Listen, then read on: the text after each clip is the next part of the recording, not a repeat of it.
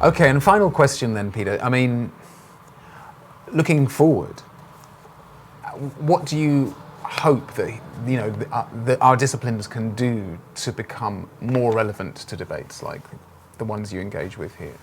Yeah. So I suppose we try to exemplify some of those approaches, that we think are needed in the way that we put the book, the book together. And we talk about these four principles in the introduction: intellectual diversity, interdisciplinarity, geographical inclusion, and timeliness. I think they're quite self-explanatory, but maybe I'll just say a few words about each. Intellectual diversity. I mean, if you're going to have debate, you need people with different views and different takes on things. People who acknowledge their subjectivities. I think I wouldn't argue that this is necessarily an anti-lockdown book. I think there are varying levels. I think the editors have different views. The editors have different views. The contributors have different views. And so to me, that is what you need, for a good debate. And that also, I think, speaks to the second point, which is interdisciplinarity. I think that danger of sort of distancing from the world that we talked about earlier becomes particularly pressing when you sort of get stuck within your own discipline, and and you're trying to just do the things that your discipline tells you will get you the next academic promotion, or whatever it is that you're after. I think when you start engaging in an interdisciplinary way, and this is something that I've been trying to do in my own career, and I see this all the time. You publish in a journal, or you go to a conference, or you speak to an outlet that is aligned with another discipline. It doesn't count, right? It's like you've done all that for nothing, because it doesn't contribute to your career, because you are at the end of the day in a particular department. When you're sort of doing the bean counting at the end of the year, you have to sort of justify. I guess I'm a bit lucky in that I'm in an education department, which is sort of interdisciplinary by nature. The idea of geographical inclusion. I think a lot of these issues that we're dealing with, in today's world, not just the pandemic, also a lot of the issues that I work with, environmental issues, for example, they transcend borders. They're not, they're not just relevant, to one particular country. And so we need to have those debates across those borders. Actually, that's one thing I think that you could say productively that the pandemic has made it abundantly clear, is that actually, the questions are the same in many ways, in very different places. So, And then finally, timeliness. I mean, I think that could be the most important of them all, perhaps. I mean, and maybe the ones where there are the most barriers.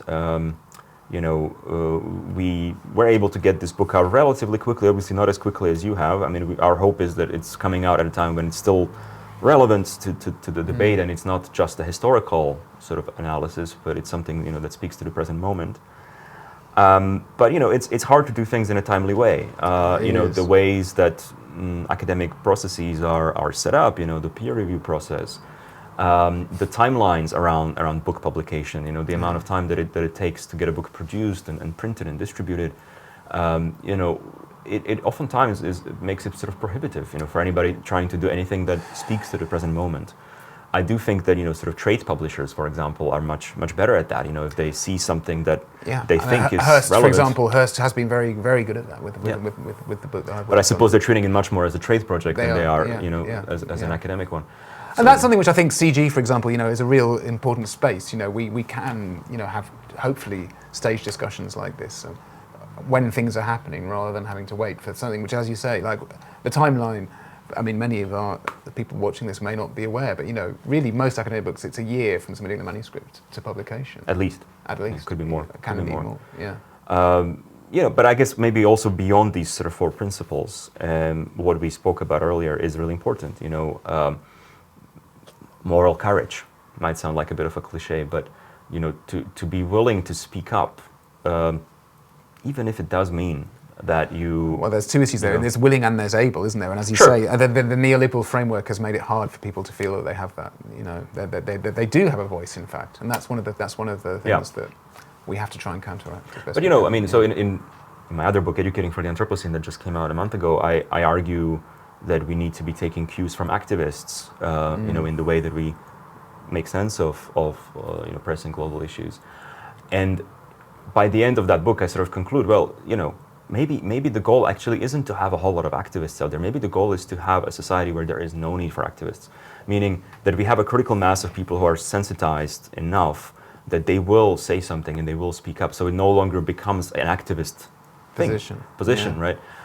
And so I think if we can get to that point, within academia, and maybe there are countries in the world, I'm thinking of the United States, for example, where maybe there is more of a critical mass around some of these issues, not necessarily around COVID, but I do think you do have maybe more people commenting on some of the contemporary issues and events.